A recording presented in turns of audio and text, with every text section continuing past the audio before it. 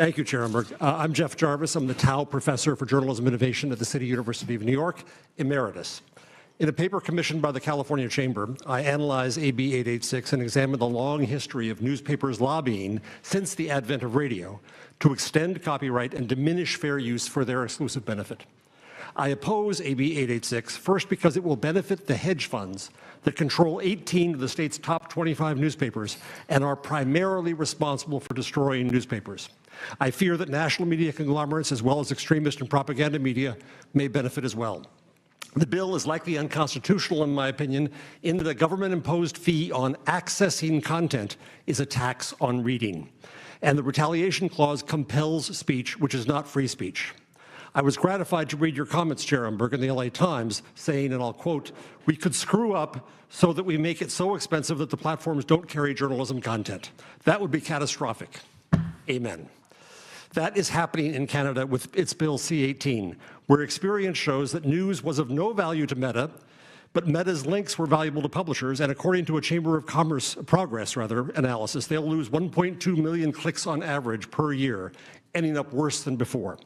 I reached out to Meta and was told that they stand by their statement that if 886 passes, it will pull news off its platforms in California as it did in Canada. That would be catastrophic. Meanwhile, Google has said that if 886 passes, it would end its valuable Google News initiative. Chronicle editor Emilio Garcia Ruiz told a recent journalism conference that, and I quote, "Of the partners, I'd stress that Google News has been by far the best the news industry has had. But there are alternatives.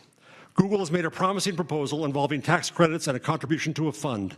I favor an independently administered fund that would grant based on goals and merit with accountability for outcomes. In my paper, I report how such a fund is working in New Jersey. Here it could support, for example, bringing coverage to underserved communities, a news sharing and ad network such as that led by KQED, and innovative startups such as Lookout Santa Cruz, which just won a Pulitzer. In my paper, I explore more opportunities, including targeting public notice advertising, news ad networks, support networks for independent news such as we have in New Jersey, and enabling public media and universities and community colleges to take their part in news. One last point. As AI hovers on the horizon, it is more important now than ever for news and technology to innovate together. I would hope that this, as the headquarters state of the internet, would enable more such collaboration with many more technology leaders here. Thank you for this opportunity.